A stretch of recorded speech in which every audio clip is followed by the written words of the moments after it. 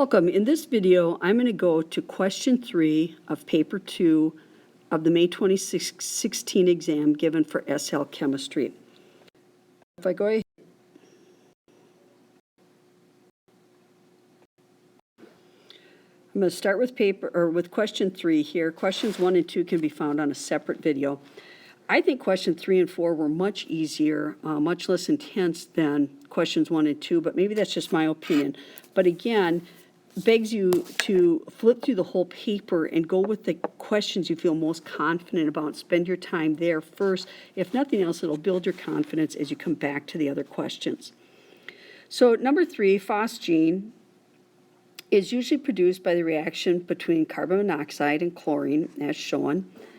Deduce the equilibrium constant expression. And remember, it's product over reactant, so I'm just going to take Kc is going to be equal to the CO, Cl2, over the reactant CO times the Cl2. And there are no exponents since this was a 1-to-1-to-1 reaction. And then 2, state the effect of an increase in the total pressure on the equilibrium constant. Well, what they want you to realize here is just one mark here is there's going to be no effect because only temperature is going to affect that equilibrium constant. So even though the pressure will shift the equilibrium, there'll be no effect on Kc from a pressure change. Part B1, sketch a potential energy profile for the synthesis of phosgene using the axes given. So I see energy versus the progress of the reaction, indicating both the enthalpy of the reaction and the activation energy.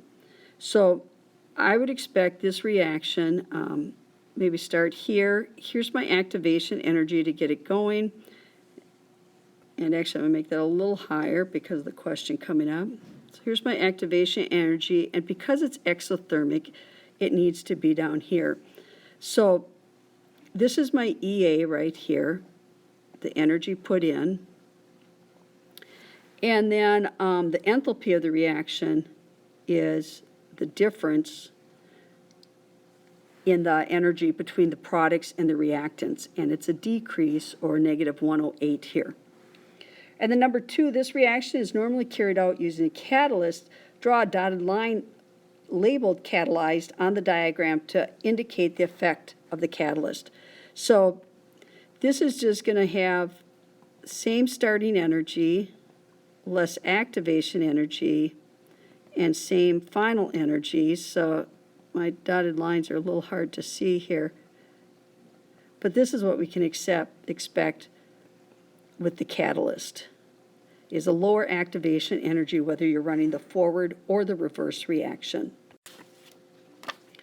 Part 3, sketch and label a second Maxwell-Boltzmann energy distribution curve representing the same system but at a higher temperature. So when you increase temperature, you increase energy. So I'm going to see this graph slide to the right,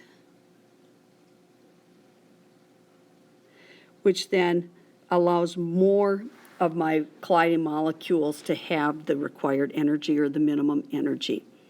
So explain why an increase in temperature increases the rate. More molecules. 2 reasons going on here. Collide more frequently and with more energy.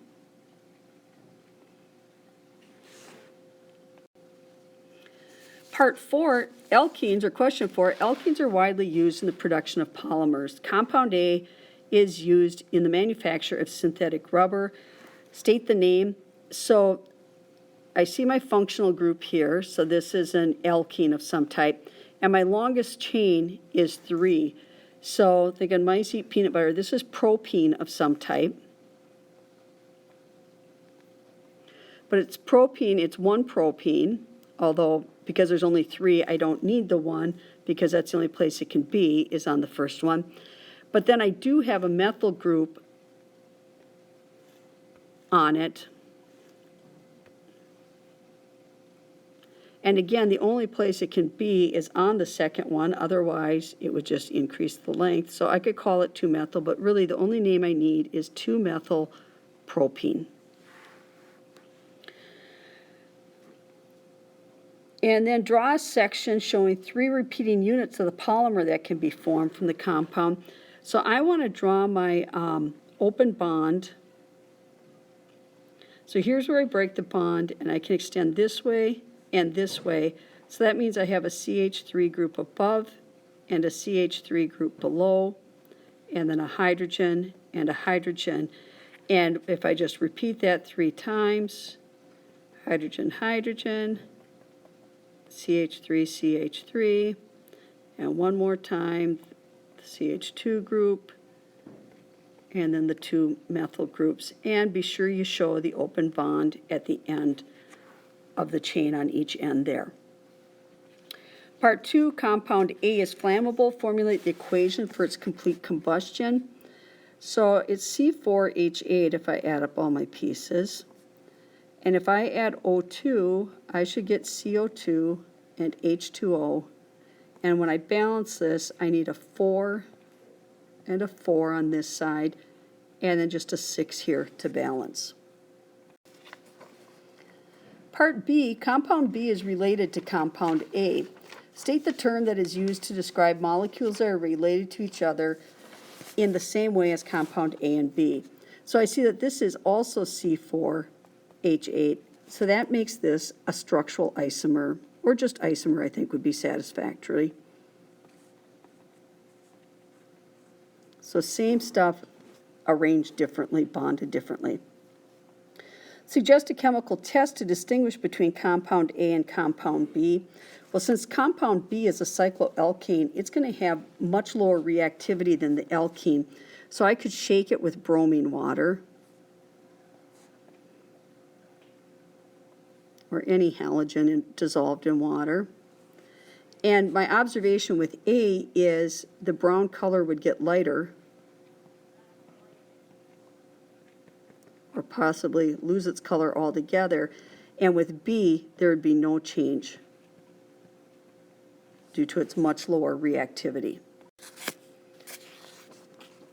Part 3, spectroscopic methods could also be used to distinguish between compounds A and B. Predict one difference in the IR spectra and one difference in the proton NMR spectra of these compounds using sections 26 and 27 of the data booklet. Well, because A has that carbon double bond, A would have a peak on its IR spectra at 2100 to 2200 for that carbon-carbon double bond, and B would not have that peak. The NMR spectra, A would have a shift for the CH3 groups, so around 0.9 to 1.0 shift for the 2 CH3 groups, and B would have a greater shift at 1.3 to 1.4 for the CH2 groups, since it has more CH2 groups. So a CH2R group there on B.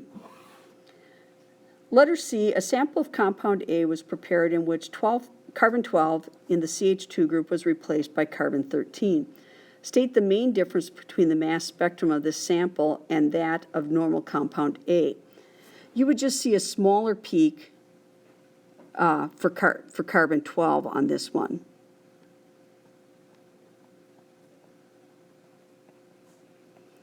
Smaller peak for carbon 12, larger peak for carbon 13.